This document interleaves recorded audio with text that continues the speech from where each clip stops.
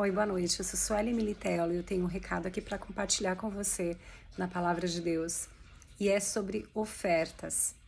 E hoje a gente vai ler alguns textos aqui e meditar, e eu peço que o Espírito Santo de Deus possa iluminar a mim e a você para que a gente possa ter um entendimento adequado da palavra e poder se proteger de qualquer vã doutrina e não ser levado por isso. Porque apenas por ignorância, se a gente não ler as Santas Escrituras, o Evangelho, é que a gente possa acreditar, a gente vai poder acreditar naquilo que não seja a vontade de Deus para as nossas vidas. Agora, se a gente estiver realmente aqui meditando na palavra, a gente vai ter o discernimento, domínio próprio de não ser levado como vento para qualquer lugar que não seja da vontade de Deus.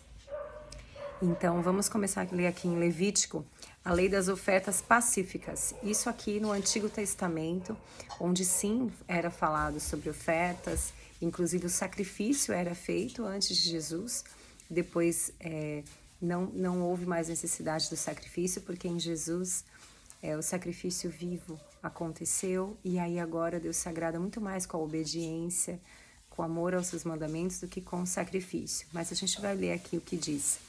A lei intitulada Lei das Ofertas Pacíficas, em Levítico 7, versículo 11, diz assim: Esta é a lei das ofertas pacíficas que alguém pode oferecer ao Senhor. Se fizer por ação de graças, com oferta de ação de graças, trará bolos asmos amassados com azeite, obreias asmas untadas com azeite e bolos de flor de farinha bem amassados com azeite.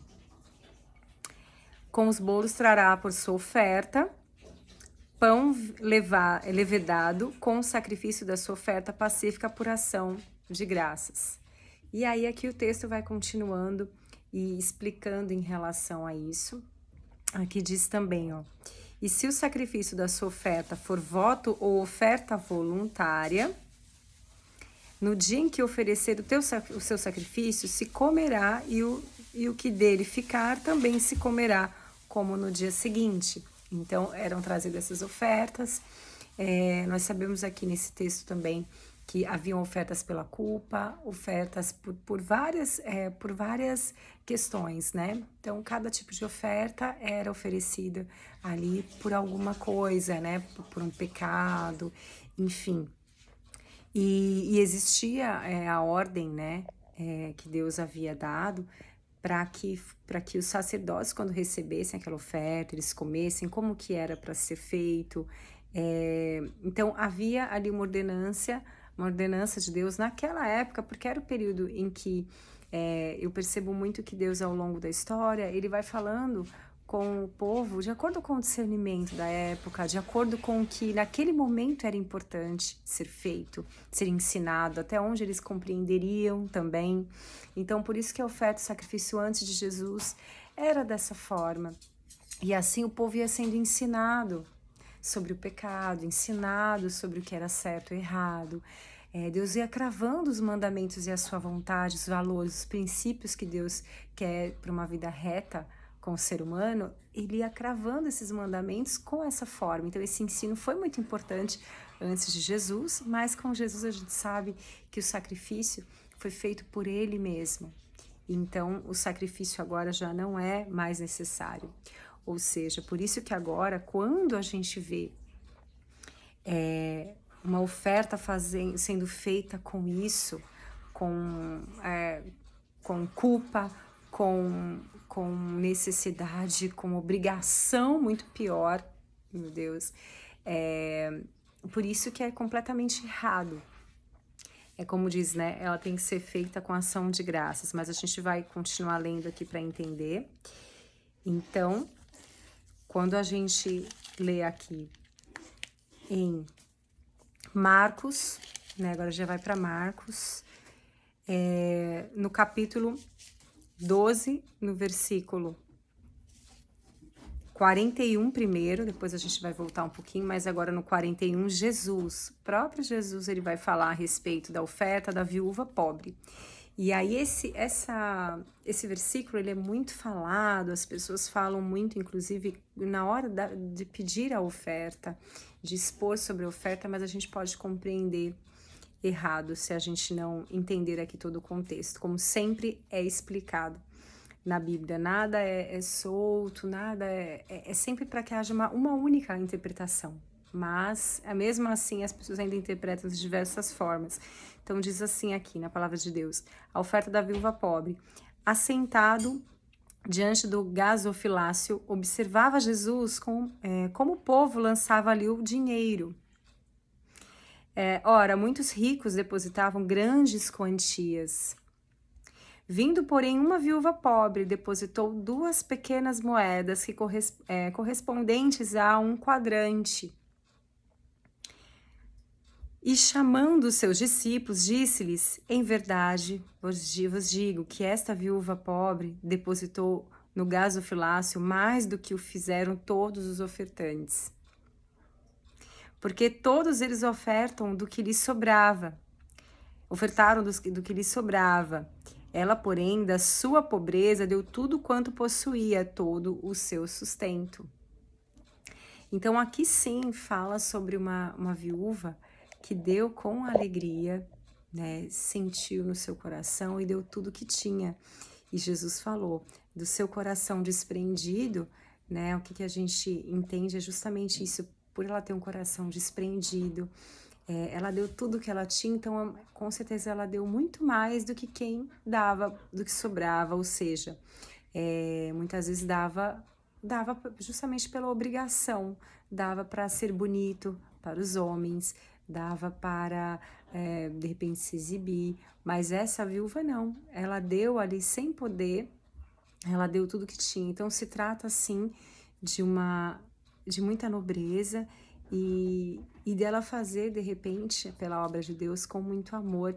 Sim, se trata disso. Só que ao mesmo tempo que Jesus fala isso, que as pessoas podem pegar esse versículo, quando estão dizendo isso, esse que é o perigo, porque os falsos profetas, muitas vezes, as pessoas agem de má fé e dizem, dê pela fé, assim como a viúva, dê mais do que você pode agora, faça mais do que você pode, dê valores, dê tudo que você tenha, porque, né, e cita aqui. Só que Jesus falou um pouquinho antes desse versículo, e isso essas pessoas muitas vezes, na hora da exposição da palavra, da viúva, acabam esquecendo dessa parte que antecede, onde Jesus explica. E ele fala aqui, ó, Jesus censura os escribas, ou seja, né, os religiosos, as pessoas que tomavam conta ali, né? Ele falou: e ao ensinar, dizia ele, guardai-vos dos escribas, que gostam de andar com vestes talares, e das saudações nas praças, ou seja, né, dos discursos, enfim, e das primeiras cadeiras nas sinagogas, e dos primeiros lugares nos banquetes, lugares de honra, de destaque, os holofotes, os lugares de honraria mesmo, de honra, os quais devoram as casas das viúvas. E para o justificar fazem longas orações. Estes sofrerão juízo muito mais severo. Aí eu vou ler de novo. Os quais devoram as casas das viúvas e para o justificar fazem longas orações. Estes sofrerão juízo muito mais severo. E o que diz aqui? Devoram as casas das viúvas. Justamente é para a gente ver aqui como o coração da viúva estava certo em dar com alegria, em dar tudo que ela tinha naquele momento. Por isso que Jesus destacou, até para que ela fosse valorizada, porque imagino que naquela época mulheres sozinhas eram vistas, com certeza, elas deviam ficar à margem mesmo, deviam ser esquecidas muitas vezes. Então, quando Jesus apontou a ela, eu imagino que foi justamente nesse contexto, num contexto de uma pessoa que teve a fé de entregar o que tinha, de ter a confiança em Deus, de depositar mais do que ela podia, né? Tudo que ela tinha ali naquele momento, e Jesus a observando, dizendo assim, ninguém mais a observa, ninguém mais nota esse ato que você está fazendo. Ninguém mais. O homem não vai notar essas moedinhas que você deu. O homem vai achar bom quem deu grandes quantias, quem chegou aqui, o rico que colocou aqui, quem fez, quem organizou, quem contribuiu, quem montou tudo isso aqui, os próprios fariseus, os próprios escribas na hora de ensinar. Essas pessoas são muito valorizadas, mas a pobre da viúva, que estava ali dando tudo o que ela tinha, ou seja, de tamanho amor a Deus e confiança a Deus, era um ato que certamente não tinha nenhum valor para eles. E por isso que Jesus destacou ela. Mas isso não significa que, de repente, você dá mais do que você pode, você faça isso, e alguém use dessa passagem justamente para mostrar que você dando mais, que você fazendo isso. Não, aqui foi uma situação onde Jesus destacou porque ninguém mais o faria, ninguém mais destacaria a atitude daquela mulher, ninguém mais nem notaria, ninguém mais nem veria tamanha fé, não reconheceria senão o próprio Deus que sonda os corações e que tudo sabe, né? Só Ele poderia dar esse valor para a atitude dessa viúva. E de tantas vezes que nós temos uma atitude, de repente, de tamanha confiança em Deus, e que Ele nota, ainda que ninguém perceba. Então, isso teve valor para Deus, só que por isso que Jesus deixa claro, falando que não por isso os escribas, as pessoas do ensino, as pessoas que devoram a casa das viúvas. Então, como que fica? Aí já fala o inverso. Fala de se devoram, a gente entende justamente isso, que se aproveitam da casa das viúvas, que a gente já entende que aqui, nesse contexto, Jesus já está dizendo em relação a isso, em relação a essa fragilidade, a mesma fragilidade dessa viúva na hora de entregar ali, de fazer sua pequena contribuição, mas que era tudo.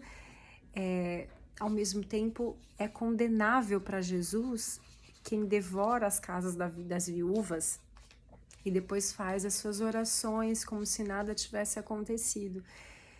Então, Jesus, ele fala dessas duas questões, e não é à toa que ele fala justamente viúvas, porque foi a viúva que fez justamente a oferta. Aqui ele poderia ter falado nas casas, devoram as casas mais simples, devoram as casas dos órfãos, devoram as casas...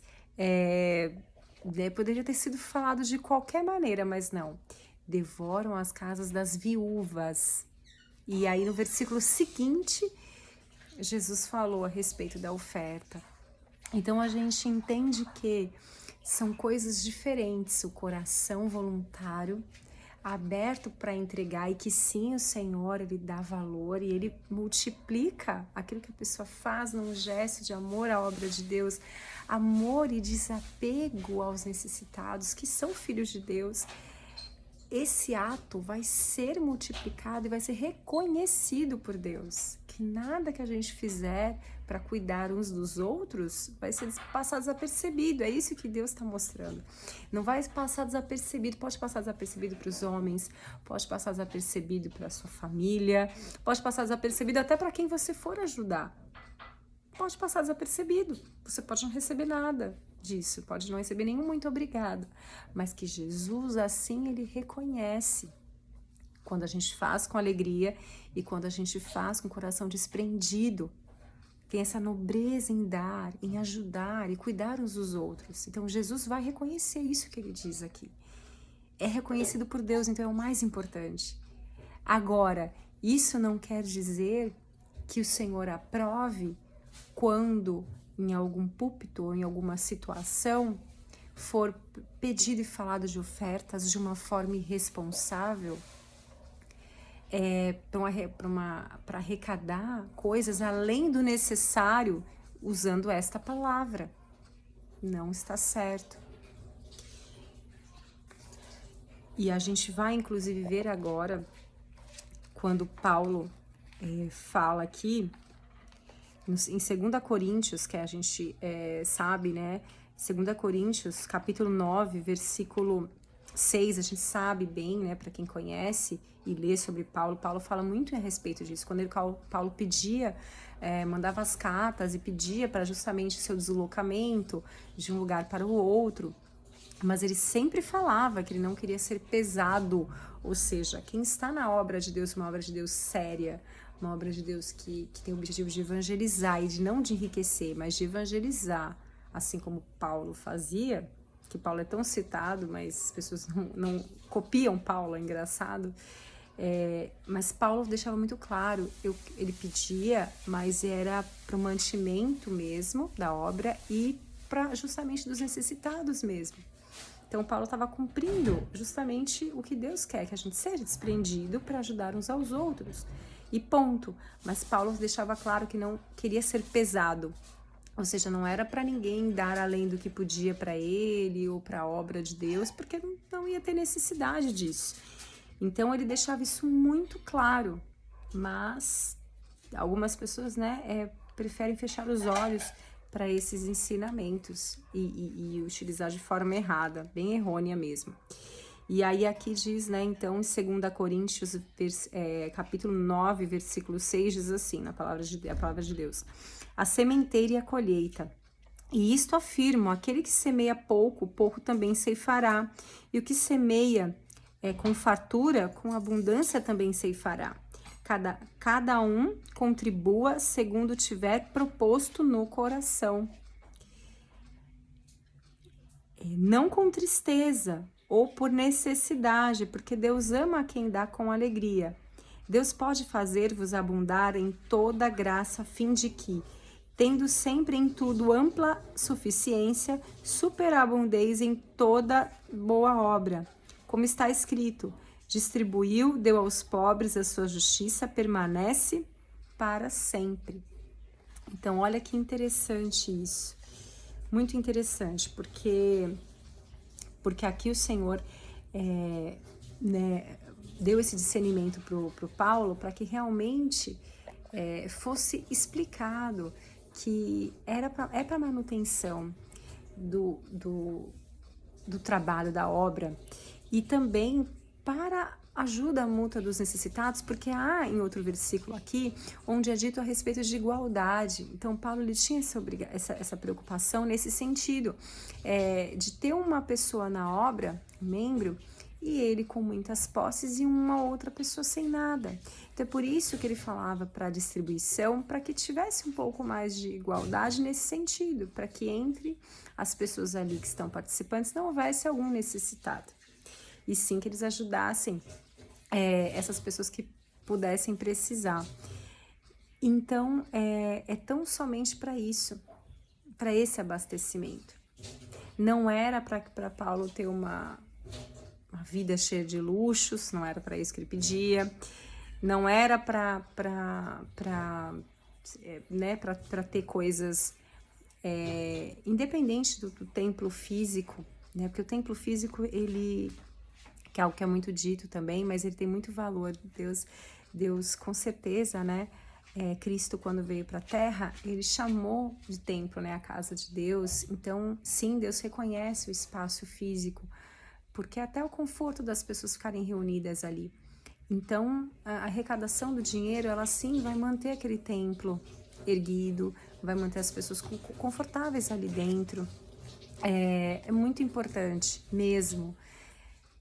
Mas, quando ele passa disso, quando essa arrecadação sem fim, que parece que não acaba nunca, ela vai sendo feita, ela já tem a manutenção do templo, ela já tem a distribuição para os necessitados. Isso quando tem, que esse que é o risco, quando de repente algum líder arrecada, mas não vai para necessitados, e também não vai para a obra, e também não vai para o templo. Aí você tem que ver se você está fazendo a sua oferta para um lugar errado.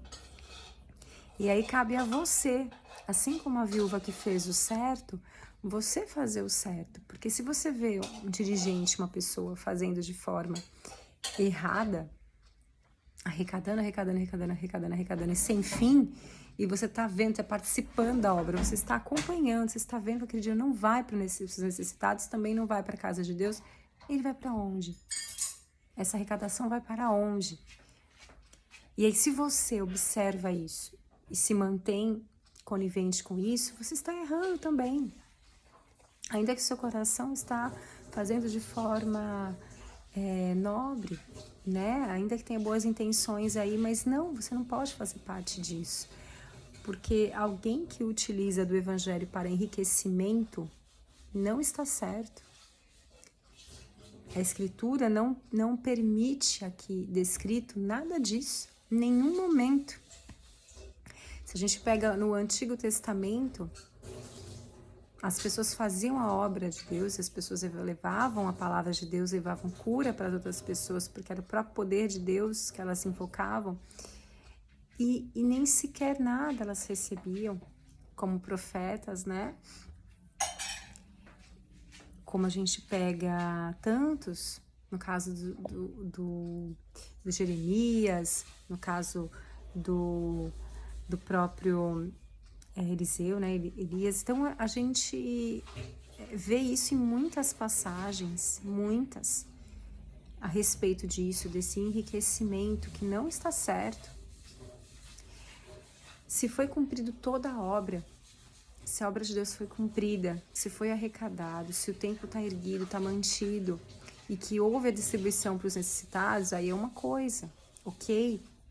Isso vai para as famílias, sim, os sacerdotes, sim. Mas o problema é quando não vai, essa direção ela vai primeiro para si mesmo, para depois o que sobra e para os necessitados. Não está errado. Entende? Isso está errado. Está errado. Depois a gente vai aqui num outro momento aqui em Marcos. Em Marcos não, aliás, em Mateus 21. Mateus 21.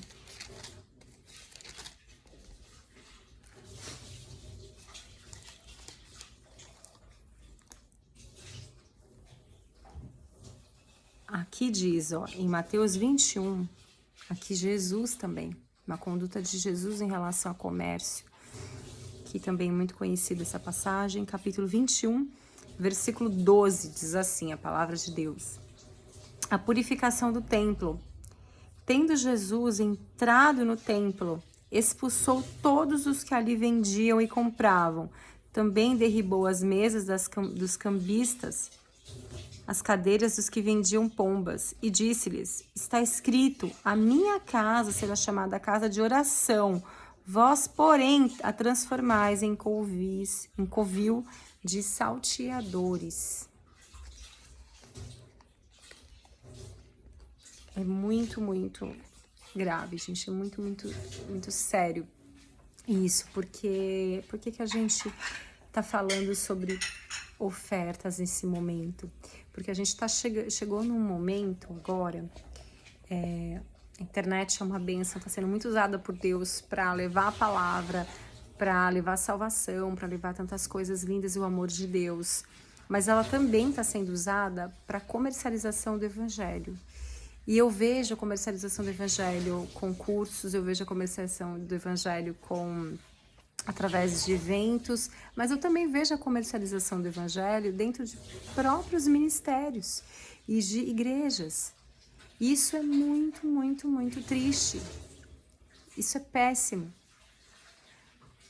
Porque o objetivo do evangelho de Deus, o reino de Deus, quando Jesus veio aqui, Jesus se fez pobre para que nós fôssemos ricos. Isso está escrito na palavra. Mas ele fez isso justamente para se desprender dessas questões materiais, não misturá-las, porque é claro que um homem que pisou aqui, com tudo que ele tinha para falar, se ele não separasse, teriam dado quantias e quantias de dinheiro para ele inimagináveis. Pensa. Mas Jesus, ele se absteve de tudo isso para justamente mostrar um evangelho puro, simples, que leva o amor e a graça que ele trouxe de graça para nós. Não pode ter custo, porque ele nos deu de graça. Entende isso? Então, se você vai num evento, se você vai num lugar que você paga R$20 para entrar, para você receber uma palavra que Deus disponibiliza para você de graça, de graça. E que ele cravou os mandamentos dele no coração dele, e o acesso a ele é na porta do seu quarto, de porta fechada, que eu sempre falo, né? Dentro do seu quarto, de porta fechada. E de graça. Você não paga nada para falar com um Senhor que é todo poderoso. Por que você tem que pagar para entrar em algum lugar? Tá errado. E por que você tem que pagar para aprender algo? Ah, eu vou destravar minha vida, eu vou ganhar anos e anos aqui, porque agora eu vou na direção certa, pagando isso eu vou ter... Não, a direção que você tem é a mais certa possível, não virá de homens, vai vir do próprio Deus, do próprio Deus. E essa direção, ela é de graça, ela é gratuita, não é cobrado nada. E como que você prefere, ao invés de ter a direção do Todo-Poderoso, Criador de todas as coisas, para Ele te dar um discernimento, você vai e paga para alguém, ou vai num lugar que fica pedindo ofertas descabidas, de formas com desordem, fora do Evangelho, fora do que está escrito nas Santas Escrituras. Por quê? Porque te custa tempo? Porque vai te custar tempo orar? Porque vai te custar tempo buscar? E aí você prefere que tenha precificação, o custo de valores, do que o custo de investimento de tempo com o Senhor, tempo orando, tempo buscando a direção dele, do Pai. As pessoas, elas estão sendo muito enganadas, estão pedindo para serem enganadas por preguiça mesmo. Essa é a palavra. Preguiça de orar, preguiça de buscar, preguiça de estar na presença